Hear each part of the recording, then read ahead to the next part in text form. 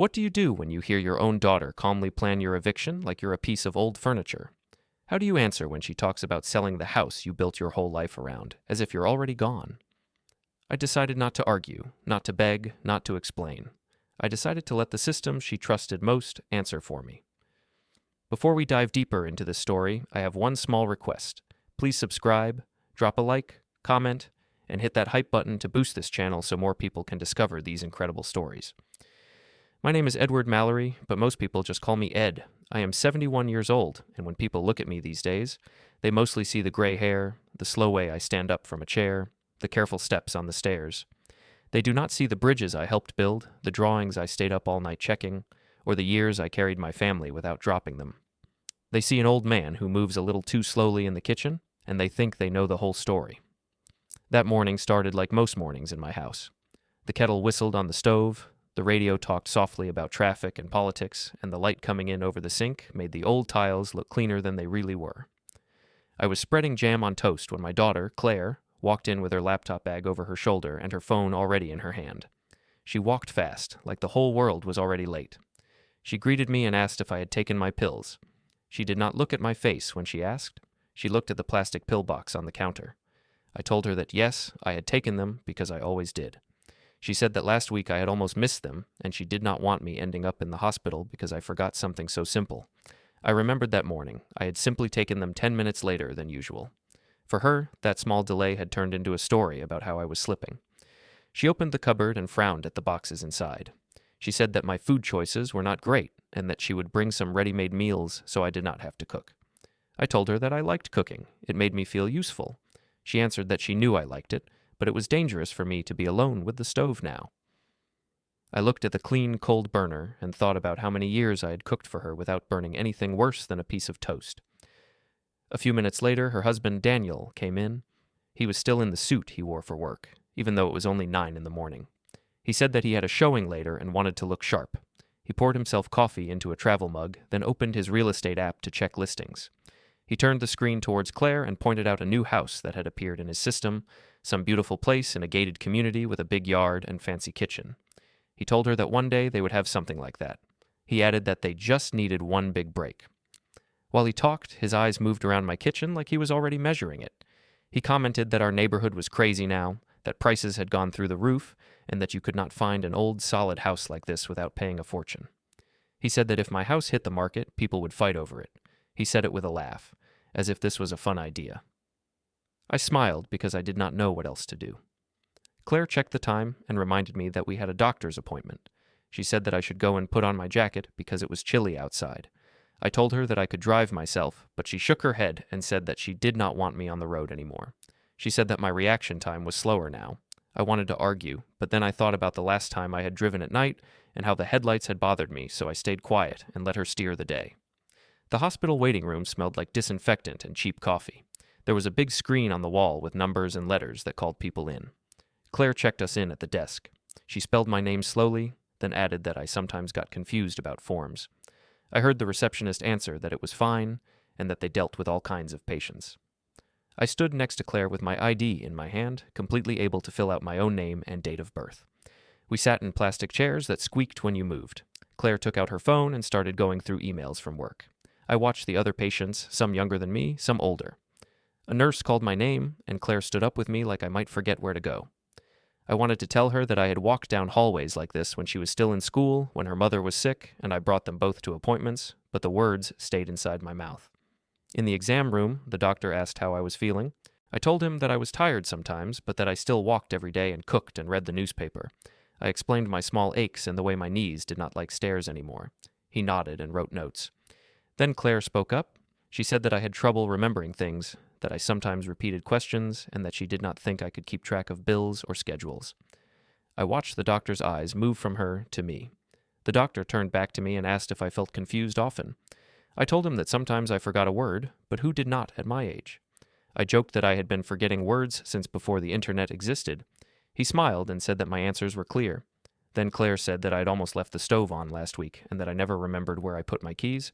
I said that everyone loses their keys from time to time. She shook her head and told the doctor that he should not be fooled by my good day. He ran a few simple tests, asked me today's date, the name of the hospital, who the current president was. I answered all of them without trouble. He asked me to remember 3 words and repeat them later. I did it. He seemed satisfied, but Claire still looked worried. She asked if there was a way to get more support at home, or maybe consider a place where I would have help all the time. She said that she was afraid something might happen when she was not around.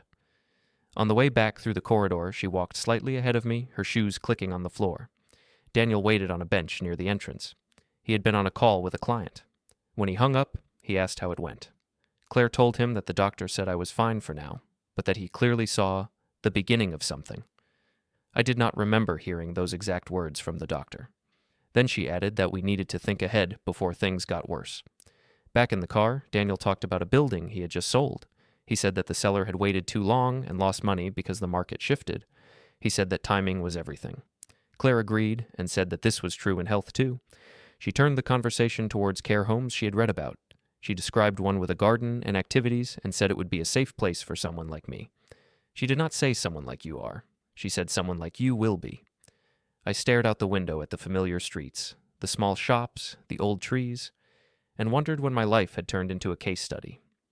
When we got home, Claire followed me into the kitchen. She opened drawers, checked the fridge, and made a small list in her phone of things she thought I needed help with. She said that she might start coming over more often to organize my meds and maybe talk to someone about home care. I told her that I appreciated her concern. It was true.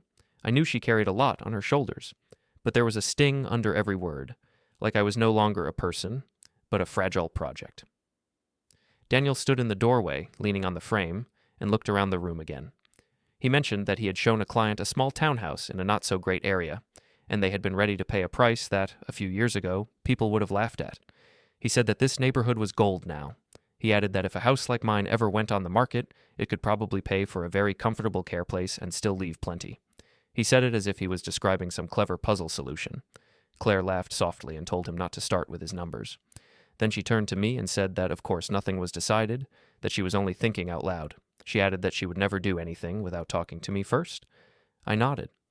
I did not say that I had heard many people say similar things at work over the years, right before they changed everything. Later that evening, after they had left, the house felt bigger and smaller at the same time. I washed the dishes slowly, listening to the clink of plates and the faint hum of the fridge. I thought about the hospital, about the way the doctor had looked at me and then at Claire. I thought about the way Daniel had talked about my home as if it were just another listing on his screen. I had built a life inside these walls. I had carried my wife through her illness here, watched Claire grow up, patched the roof myself. Now it was a number in someone else's head. I was drying a plate when I heard the front door open again. Claire called out that she had forgotten her phone. I wiped my hands and moved towards the living room. She found the phone on the coffee table, said a quick goodbye, and left in a rush. The door closed, and I went back to the kitchen, thinking that the day was finally over and that I could sit down and rest. A few minutes later, as I walked past the living room again, I heard a voice. At first, I thought the television had come on by itself. Then I realized it was Claire's voice coming from the phone on the sideboard. The screen was lit. The call app was open. Somehow the phone had dialed again when she picked it up, or maybe it had never fully disconnected from the car. I heard her tell Daniel that she had just grabbed her phone and that I was fine, that I had no idea what they were planning. I stood there in the doorway, very still, as her words came through the small speaker. She talked about the doctor's visit, about how he had said I was still competent, but that she could see the changes. Then her voice became lower and more practical. She said that they had to move quickly while the housing market was still high.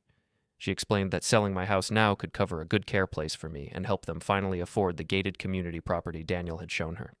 She said that if they waited, prices might drop and they would miss their chance. Daniel answered that this was the perfect moment, that my place was a gold mine. He said that I would sign anything if they told me it was for my safety and that people would understand because I was old. Then Claire said that they would sell my house, move me into a facility where I could not cause trouble, and finally have the life they deserved. I listened to them describe my future as if I were already gone, while the little phone on the sideboard glowed in the dim room and filled my quiet house with their plans. The next morning, the words I had heard through that little phone were still in my ears. I woke up before the sun, lay in my bed, and stared at the cracked line in the ceiling I had meant to repair for years. I could still hear Claire telling Daniel that I was fine, that I had no idea what they were planning. I could still hear Daniel saying that I would sign anything if they told me it was for my safety. The worst part was not the plan itself. It was the calm way they talked about it, like they were discussing a budget. not a person. I got up slowly and went to the kitchen. The house was quiet in that heavy way it gets after a shock, when even the fridge hum seems louder. I made tea and sat at the table with my mug between my hands. My mind wanted to run in circles, to think about lawyers and documents and shouting, but my body felt tired, like it had been carrying a heavy load all night. I looked around the kitchen and tried to see it the way Daniel saw it. Old cabinets, worn countertop, dated tiles. I knew all its flaws. I had put in those cabinets with my own hands when Claire was still a teenager. They were not perfect, but they had held plates and cups for decades. When Daniel said the house was a gold mine, he did not see the nights I had spent fixing leaks or repainting the walls after long days at work. He saw numbers. After breakfast, I stepped out into the back garden. The grass needed cutting, and a few weeds had popped up between the paving stones, but the old maple tree still stood solid in the corner, its branches reaching over the fence like a friendly hand. The air was cool and smelled faintly of damp earth. I sat on the worn wooden bench by the fence and listened to the distant cars on the main road. I remembered when this garden was not quiet at all. I pictured a much smaller Claire running in circles around that maple tree, chasing a cheap plastic ball. Her mother sat on the same bench, wrapped in a blanket even in summer, watching and smiling in that tired but full way she had. Back then, I did not think about market value or trusts. I thought about keeping them safe and fed and together. There was a day, many years ago, when I came home from the construction site with my hands still rough from lifting rebar. Claire was in the garden drawing shapes in the dirt with a stick. Her mother had been in the hospital again that week. Claire asked if we would have to move, because she had heard someone say that hospital bills could take houses away. I knelt down beside her and told her that as long as I could stand, she would always have a home here. I meant every word of it. I still did. I closed my eyes and let that memory pull me further back. For most of my working life, I had sat in small, noisy offices on or near construction sites. Those offices smelled like dust, coffee, and damp paper. The walls were usually covered in drawings, site maps, and safety posters that nobody read carefully enough. I was not a glamorous architect. I was a structural engineer. I checked loads, calculated spans, and made sure the things other people imagined would not fall down. I remembered one winter in particular. Claire was 12. Her mother's health had taken a bad turn. I was in a site office with a broken heater, wearing 2 sweaters and fingerless gloves, when my supervisor came in and said that the company needed someone to take on extra projects. He said they could not pay overtime, but there might be bonuses if the jobs finished under budget. He asked if I could handle it, knowing full well that I never said no. I thought about the bills on our kitchen table, about the little pill bottles lined up by the sink. I told him that I would take the extra work. For months, I worked late into the night, then came home, made dinners, helped Claire with homework, washed clothes, and took my wife to appointments. There were nights when I fell asleep sitting up in that same kitchen chair, with a pencil still in my hand and numbers on the page in front of me. Claire used to come into the site office sometimes during school holidays. She would sit at the spare desk with her colored pens, drawing her own buildings on the back of old blueprints. The guys would tease her gently, asking if she would be the next engineer in the family. She would say that she was going to do something bigger, something that involved an office with real windows and better coffee. I would laugh and tell her that she could do anything. I meant that too. Years later, when she was finishing high school, we sat together in a campus cafe during a tour of a university she liked. The place was full of loud students and the smell of burnt espresso. Claire had a brochure in her hand and numbers written down on a notepad. She had calculated the cost of tuition, books, and housing. Her face had that tight, worried look she had copied from her mother whenever money came up. She told me she did not want to put too much pressure on me. She said that she could stay home and go to a cheaper school nearby or work full-time and study part-time. I could hear the fear under her careful words. She knew I had already gone through a lot with her mother's illness and treatments. I told her that she should choose the program that was best for her, not the one that was cheapest. I explained that I had been saving what I could and that we would make it work. I did not tell her that, to cover the difference, I had asked the bank about refinancing the house. I only told her that this was her chance and that I wanted her to have it. Later, at the bank, I sat across from a young man in a sharp suit who explained, in smooth words, how a new mortgage would help us manage our debts and invest in our future. He talked about equity, rates, and small print. I thought about Claire's face in that cafe, the way her eyes had lit up when she walked through the university library. I signed the papers.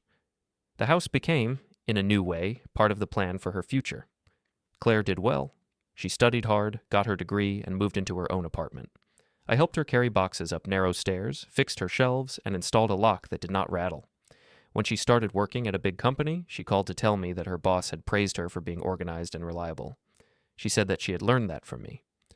I sat at the kitchen table and smiled so wide my face hurt. Little by little, the way she treated me changed. It was not sudden. At first, it was small things. She started checking my driving more closely. She would remind me to call the plumber or to pay the electricity bill, even though I had been doing those things before she was born. She would interrupt me when I told stories in front of her friends, saying that I was mixing up details. Sometimes she would roll her eyes when I asked her to slow down her explanations of new technology.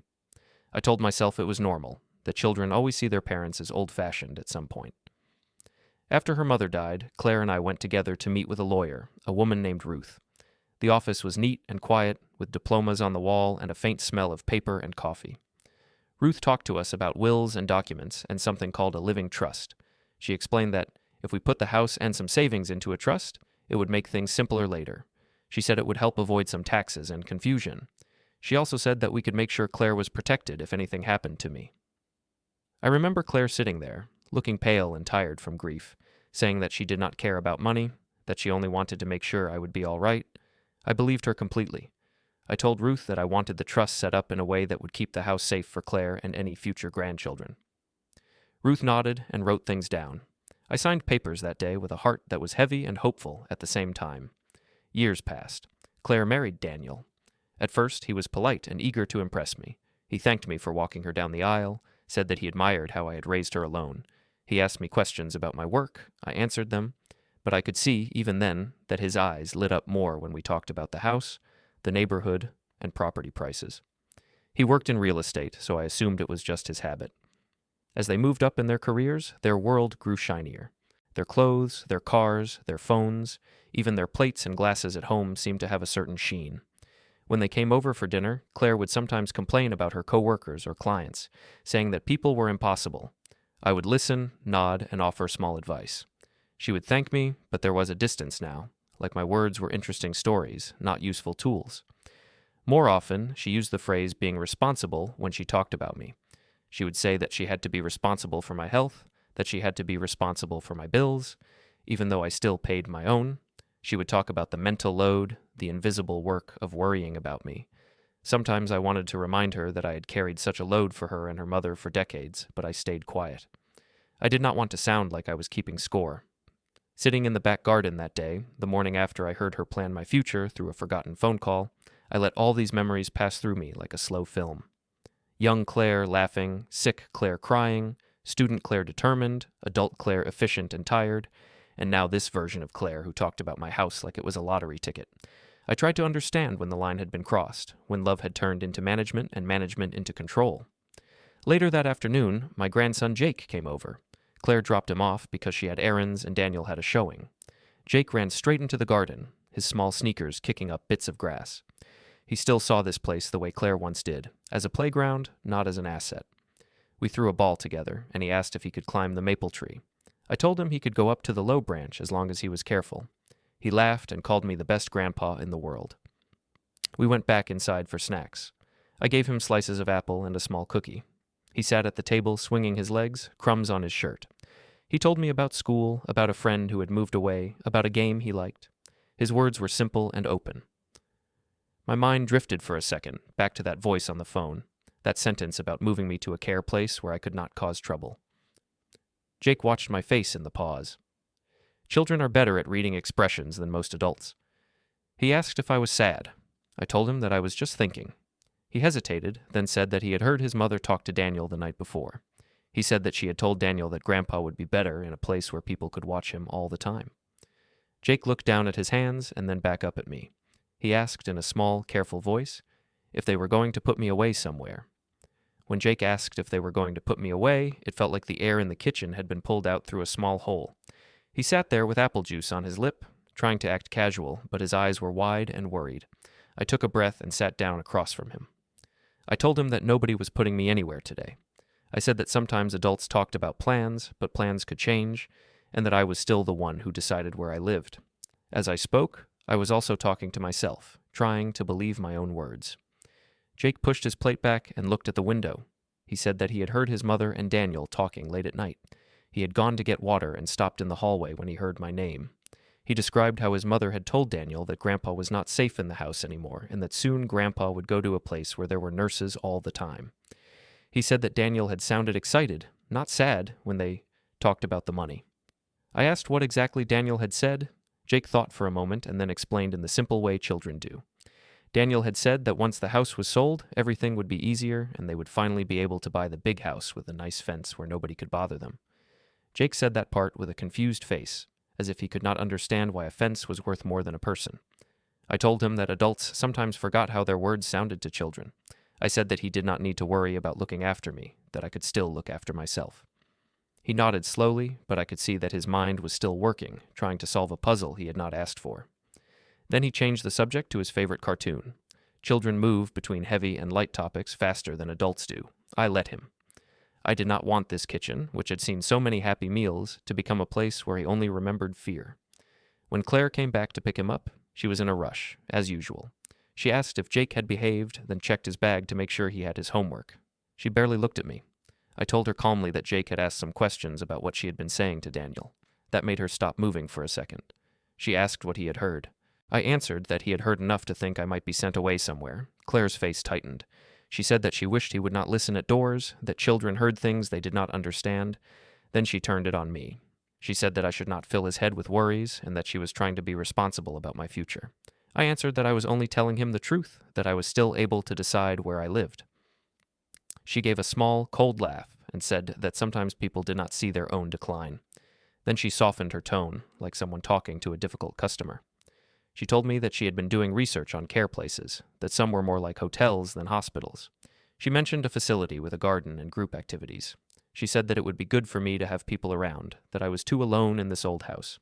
She added that I should not cling to these walls just because I was afraid of change. I looked at her and thought about all the changes I had already lived through. I thought about losing my wife, about watching Claire move out, about carrying my body through work long after it wanted to stop. Afraid of change was not the problem. Afraid of being quietly erased was closer to the truth.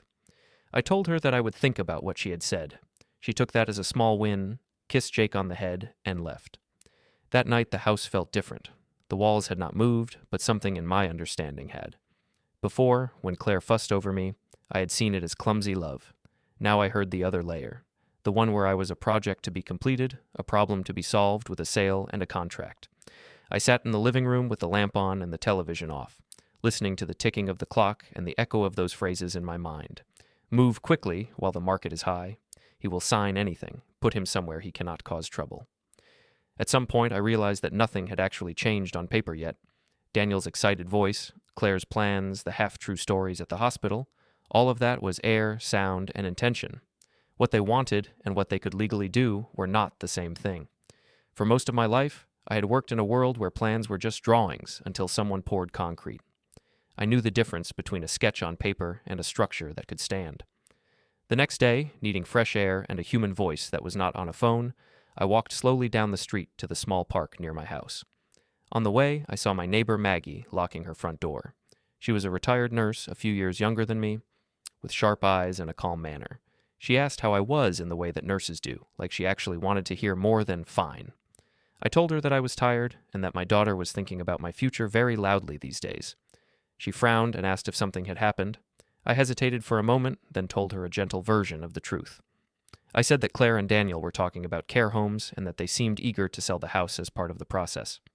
I did not repeat the exact words I had heard through the phone.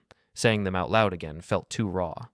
Maggie's mouth tightened. She said that she had seen it before, in families where the older person was still capable, but the children wanted control. She added that I did not seem confused to her at all. She told me that we had had long conversations over the fence and that she would trust my judgment about health and medicine more than some people 10 years younger. Hearing that from someone who had spent her life dealing with sick and frail bodies made something loosen in my chest. I told her that Claire said I was starting to repeat myself, that I would forget my pills, that I might leave the stove on. Maggie shrugged and answered that everyone repeated themselves sometimes, and that she had seen me take walks, pay bills, and read the paper without trouble. She looked me straight in the eye when she said that I was not helpless. That simple sentence landed harder than any long speech could. We walked to the cafe near the park together. Inside, it smelled of coffee and pastries. We sat at a small table by the window. While we drank, I watched another scene at the next table. A young man sat with an older woman, probably his mother. He did something I recognized. He spoke over her, finished her sentences, told the server what she wanted without asking. The woman smiled politely, but her eyes were distant, like she had learned to disappear in her own life.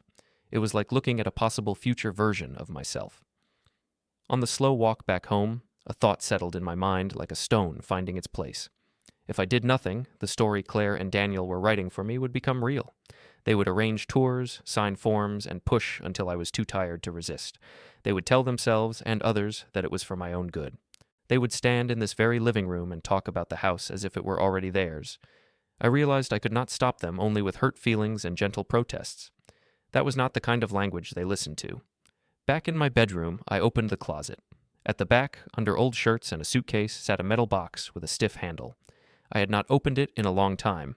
I pulled it out, carried it to the bed, and turned the key that still hung on a nail in my wardrobe. Inside were folders, old bank statements, and one thick binder with a familiar name on the spine, Mallory Family Living Trust. I sat down and put the binder on my knees. The plastic cover had yellowed a bit around the edges, but the label was still clear. When Ruth had given it to me after my wife died, she had said that this was the backbone of our plans. At the time, I had looked at the pages only enough to understand the basics. I had trusted her and trusted that Claire would always act in my best interest.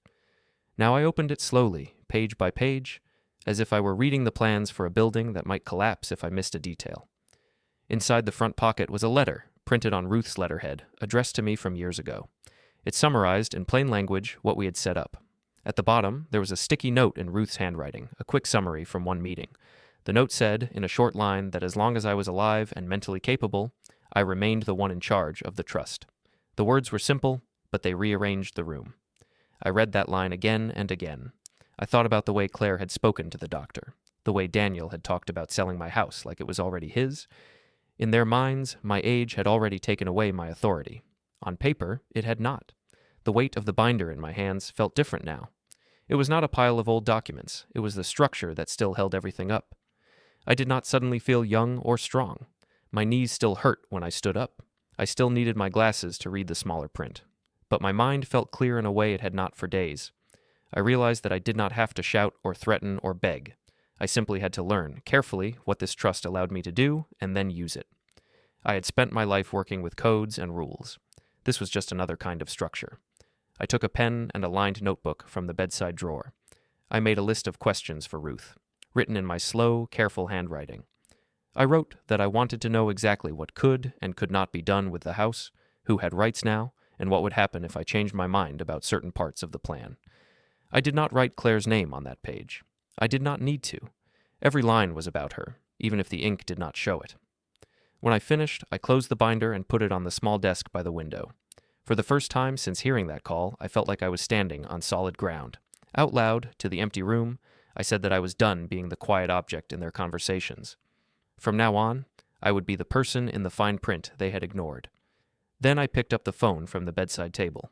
I scrolled to Ruth's name in my contacts. My finger hovered there for a moment. Calling her would change the shape of things. Once I knew my position clearly, I would have no excuse to stay passive. I pressed the button. The phone rang, and I listened to each tone, waiting for someone from her office to answer. Ruth's assistant answered after a few rings. She greeted me by name and asked how I was. I said that I needed to see Ruth about my estate papers and that it was important, but not an emergency. The assistant said that Ruth had some time the next afternoon and asked if I could come in. I told her that I would be there. When I hung up, I felt a mix of nerves and calm. My hands shook a little, but my thoughts were steady. The next day, I put on my best shirt, the one I usually reserved for holidays or special events. I combed my hair more carefully than usual. It felt strange to get dressed up just to talk about documents, but in my mind, this meeting was bigger than many celebrations I had attended. On the bus ride to Ruth's office, I watched the city pass by. New buildings, old shops, and streets I had driven years before. I thought about how many times I had changed direction in my life for other people. This time, I was moving for myself. Ruth's office building was the same as before. Glass doors, a small lobby, and an elevator that hummed softly.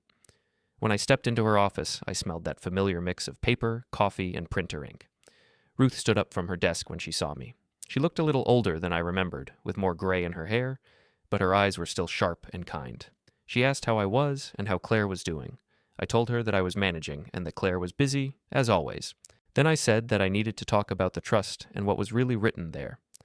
I explained slowly how I had overheard Claire and Daniel talking about selling my house and moving me into a care facility. I said that they spoke as if it were already decided, as if my opinion did not matter. Ruth listened without interrupting. When I finished, she sat back and looked at me for a moment. She said that she was sorry I had heard those plans in that way, but that she was glad I had come to see her. Then she did something that surprised me. She did not go straight to the papers. Instead, she asked me some questions, not as a lawyer, but almost like a doctor. She asked if I knew today's date, what my address was, what medications I was taking. She asked me to explain, in my own words, what a trust was and why we had set one up years ago. I answered all her questions as clearly as I could.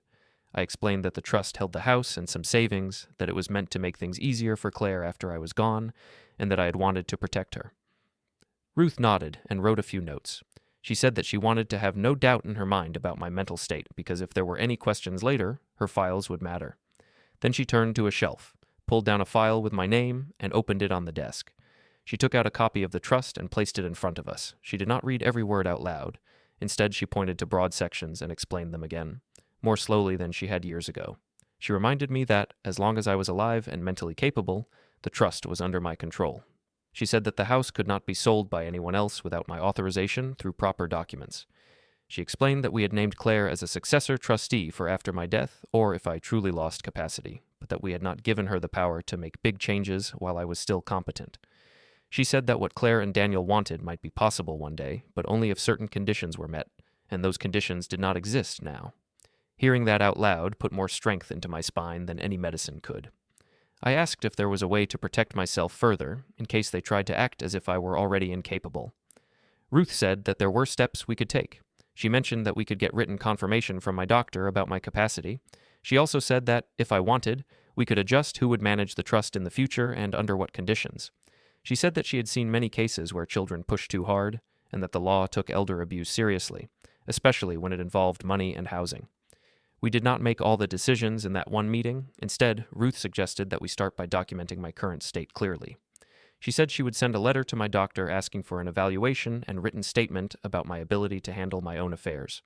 She also gave me a simple homework list to gather any recent medical records, bank statements, and any written messages from Claire or Daniel that showed their plans. She said that having all of this in one place would help us decide our next steps.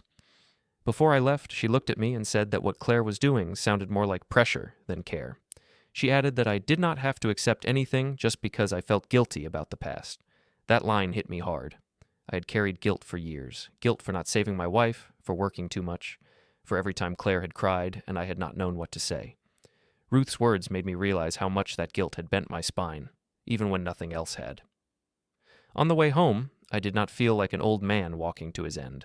I felt like a man walking into a project. It was not a bridge or a building this time. It was my own life. The next days were filled with quiet work. I went through drawers, boxes, and files in my bedroom and home office. I gathered bank statements, insurance papers, and letters. I found the report from my last full checkup, where the doctor had written that I was in generally good health for my age, with no serious cognitive issues. I put everything into a neat stack on my desk. I also started paying more attention to my phone. When Claire sent messages about me, about appointments, about the situation, I saved them.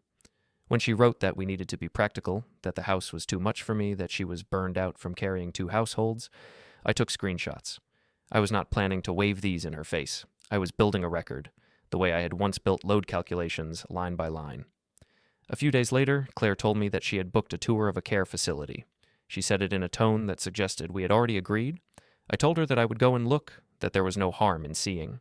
I could almost hear her relief through the phone. She probably thought I was finally accepting reality. I did not tell her that I had already met with Ruth and started my own quiet reality. When we arrived at the care place, the lobby was bright and smelled of cleaning products and something sweet, maybe air freshener. A woman at the desk greeted us warmly and asked who the client was.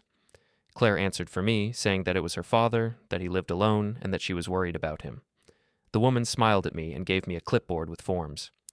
I took the clipboard and read the pages, slowly. The questions were about my medical history, daily habits, and support needs. Claire leaned over my shoulder and started to answer for me. I gently moved the clipboard so I could see it better and told her that I could fill it out. She looked surprised, but did not fight me. I answered honestly, yes, I could bathe myself, cook simple meals, manage my medication with a pill box, and handle my own finances. The woman gave us a tour. She showed us a small room that looked like a slightly nicer hospital room, with a bed, a chair, and a window that overlooked a parking lot. She pointed out the dining hall, the activity room, and the garden. She talked about safety, medication management, and peace of mind for families. Claire nodded a lot, asked questions about waiting lists and costs. I looked at the people sitting in the chairs. Some stared at the television, some dozed, some watched us with quiet eyes. I tried to imagine myself in that room, in that chair, in this routine. Maybe one day it would make sense. Maybe there would come a time when I truly could not manage on my own. But I knew, with a clarity that hurt, that that day was not today. When the tour ended, the woman asked if I wanted to put my name down. Claire said that we should, just to be safe. I said that I would think about it and that I needed time. On the drive back, Claire talked about how nice the place was compared to others she had seen online. She said that she felt better knowing there was a plan. I told her that I had also been making plans. She looked over at me, puzzled, and asked what plans I meant. I said that I had met with Ruth to review my documents and make sure everything was in order. Claire's hands tightened on the steering wheel for a second. She asked why I had not told her. I said that I did not know I had to ask permission to speak to my own lawyer. She went quiet for a few moments. Then she said that she only wanted to help and that she wished I would trust her more. I answered that trust was a two-way structure, and that if it cracked on one side, the whole thing became unstable. She did not respond to that. Instead, she said that we would talk more later and change the subject to Jake's school. That evening, I walked to the bank. I asked to speak to someone in a private office. A young woman sat with me and went through my accounts. I told her that my lawyer wanted certain accounts clearly marked as belonging to the trust and that I needed to confirm the titles. She printed forms and highlighted lines for my signature. I signed them slowly, making sure I understood what each one did. We moved some funds into an account in the trust's name, the one Ruth had suggested we set aside for future housing decisions. I noticed something during that meeting. The banker did not treat me like a child. She explained things plainly, asked if I had questions, and waited for my answers. She did not talk to me through someone else. It reminded me that I still existed on paper and in systems as an adult who could decide. It was a strange comfort. At home, I started a new file folder. I labeled it with the date and wrote Current Position on the tab. Inside, I put copies of everything: the bank forms, Ruth's summary letter from our meeting, my doctor's last report, and printed screenshots of Claire's messages about selling the house. It was not a pretty collection, but it was solid. When I looked at that folder, I saw not just paper, but a frame around my life that someone else could not easily shake. Days passed like this, with quiet steps. Claire and Daniel continued to talk about markets and timing. They started to send more messages about an agent Daniel knew, someone who specialized in high-value old properties. Claire said that this agent could get an amazing price for my house, the kind of money that would change everything. She wrote that it would mean I would never have to worry about bills again. She did not mention how much it would change things for her and Daniel. One evening, I was sitting at my small desk, sorting another stack of papers, when my phone buzzed. It was a group message from Claire. She had added me, Daniel, and even Jake to the chat. In the message, she wrote that Daniel had found a buyer who was very interested in my house. She said that this buyer was ready to offer above the already high market rate and wanted to move quickly. She suggested that we have a family meeting soon to go over the plan and celebrate the opportunity. I stared at the screen for a long moment. The word celebrate sat there like a stone. Then I put the phone down carefully on the desk next to the folder I had built. The family meeting took place at Daniel's real estate office the following week. He said it was easier that way because they had printers and a conference room, and the agent could join us there if needed. I took the bus downtown and walked the last few blocks. The building had clean glass doors and a big sign with the agency's name in shiny letters. Inside, everything smelled like air freshener and coffee. Daniel greeted me in the lobby with his usual bright voice. He shook my hand a little too hard and said that today was a big day for all of us. He led me into a conference room with a long table, soft chairs, and a wall covered with pictures of houses. Claire was already there, sitting with her laptop open. Next to her sat a woman I had not met before, in a smart blazer with a folder in front of her. Daniel introduced her as Carla, the agent he had told us about. Carla smiled and said it was a pleasure to meet me. She spread out some papers on the table. Color photos of my house, taken from angles that made it look both tired and charming, and sheets with numbers and graphs. She talked about comparable sales, demand, and the value of land in our area. She said that my property was prime, and that buyers were hungry for it. She used words like opportunity and window, as if a clock were ticking somewhere. Claire watched my face while Carla spoke. Every time the price range came up, Claire's eyes lit up and then flicked over to Daniel. Daniel added his own comments, saying that this buyer was serious, that they did not want to waste time with open houses, that this was a rare chance. He kept repeating that phrase, rare chance, like a salesman pushing a limited offer. I listened quietly. I looked at the photos and the numbers. Hearing the price out loud felt strange, like they were talking about something I had found in a field, not something I had lived inside for decades. I did not argue. I did not show anger. I simply asked small questions, practical ones. Where would I live while all this happened? When would any move take place? How would my things be handled? Claire replied that they had already looked into places and that they could arrange a room for me at the care facility soon after the sale. She said that I would not have to worry about anything, that they would manage the details. She spoke as if it were a kindness, as if carrying my decisions for me was a gift. Daniel added that the money from the sale would make sure I had the best care and that there would be plenty left over for other things. I thought about the folder on my desk at home, about Ruth's calm face in her office. I thought about the words she had used. As long as you are competent, you approve what happens. I remembered the bank forms I had signed, the trust account we had set up for future housing choices. I did not mention any of that in that room. Instead, I nodded and said that I understood this was a big step. Carla pushed a few sheets of paper towards me. She said that these were standard listing and offer documents, adapted to this situation. She summarized them in simple terms, or at least in terms that sounded simple. I read each page slowly. I saw my name, the address of my house, the buyer's name, and some dates. Before this meeting, Ruth had told me what to watch for. She had also quietly reviewed a draft Daniel had sent her, thinking she was just another boring lawyer in the background. I asked Carla to walk me through one section again. She did, patient and polite. Daniel shifted in his seat, slightly restless, like a man stuck behind a slow driver. Claire put a hand on his arm to quiet him. When I was done reading, I took the pen. My hand did not shake. I signed where I had agreed to sign. Some parts had already been adjusted after Ruth's comments, though Daniel did not realize which changes were his and which were not. When we finished, Carla gathered the papers and said that we were almost there. She said that the closing would be arranged soon and that we would all come back to sign the final documents. She smiled at me and said that this must feel like a lot. I agreed. It did feel like a lot, but not for the reasons she thought. Outside the office, Claire walked me to the corner.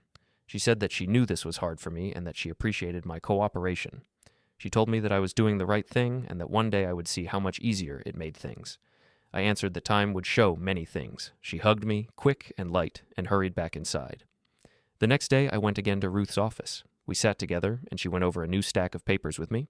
I will not repeat the details. The details are for lawyers and printers. What mattered to me was the way she spoke. Steady, clear, careful. She told me which parts kept me in control, which parts protected my future, and which parts made sure nobody could quietly move money or make decisions for my own good without my consent. I signed what needed signing. She placed each finished page in a folder with calm hands. After that, I took a taxi to a different building on the other side of town. This one was not a hospital, not a care home, not a fancy office. It was a modest apartment complex for older people who still lived independently. The lobby smelled of plants and floor polish. A woman showed me a small, clean apartment, 1 bedroom, a living room with a big window, a simple kitchen, and a small balcony. It was not grand, but it was mine to choose. She talked about the services they offered. Light cleaning, a communal dining room if I wanted it, activities I could join or ignore. She said that many residents came here because they were tired of maintaining big houses.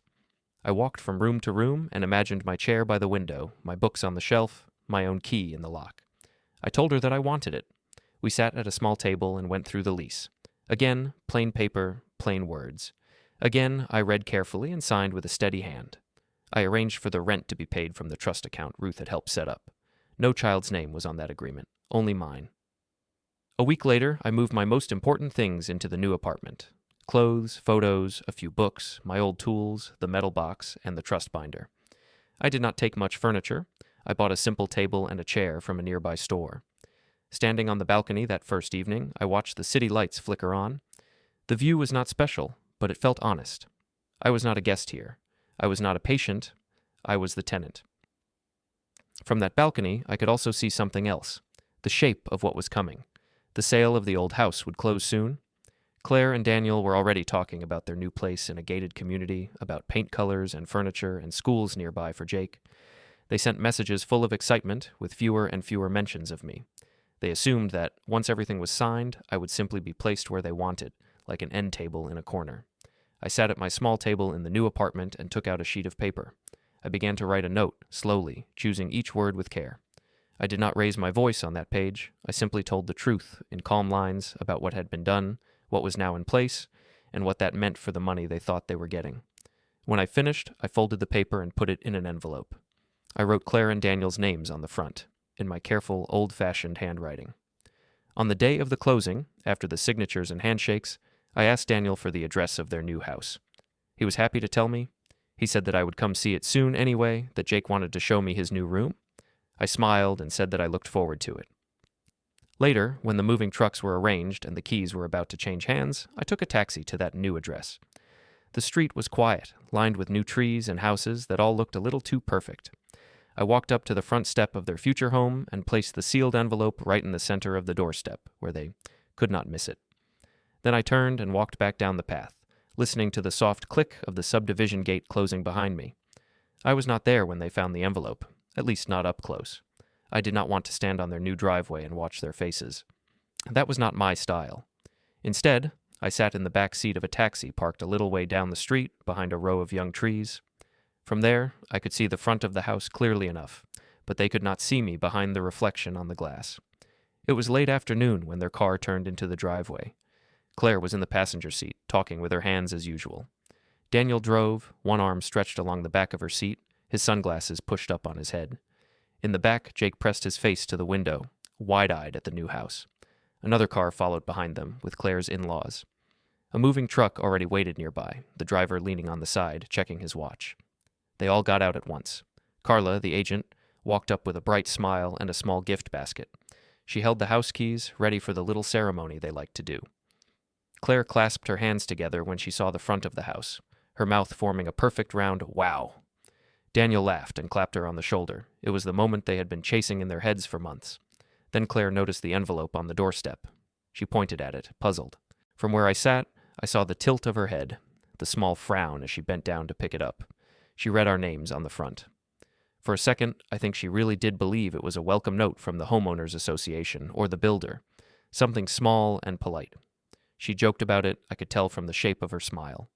She tore it open and unfolded the paper. I had written the note in my normal, calm style. No threats, no insults, just facts. The first part explained in simple sentences that the house they had just sold was never their asset. It had belonged, from the day the trust was created, to the Mallory Family Living Trust. The buyer's money had gone directly into the trust account, at the bank Ruth and I had arranged, and I was the only person allowed to benefit from it during my lifetime. They had no right to those funds, not now, not later. The next part explained that, due to their behavior and their open plans to move me into a facility against my wishes and to free up my home for their lifestyle, I had changed the remainder beneficiaries of the trust. They were no longer listed. A neutral professional trustee would handle things after my death. The trust now favored people who maintained respectful contact, and that this could include, but was not limited to, future guardians for Jake, charities, and others who had not tried to erase me while I was still alive. I told them that the care facility Claire had tried to place me in had received a formal refusal letter from me, with attached medical statements confirming my competence. Any attempt to move me or handle my finances without my clear consent would fall under elder abuse and would be dealt with by Ruth and, if needed, the authorities. I wrote that all their text messages and calls about putting me somewhere I can't cause trouble were archived. I also wrote that I had already moved into a modest, independent apartment of my own choosing, fully paid through the trust. My care and housing were secure. I did not need their sacrifice. What I had needed was their respect. That part had not arrived. Finally, I ended with a simple line, that from now on, any discussion about my assets or living situation should be directed to my attorney, because I would not be discussing these matters in kitchens, hospital corridors, or real estate offices again.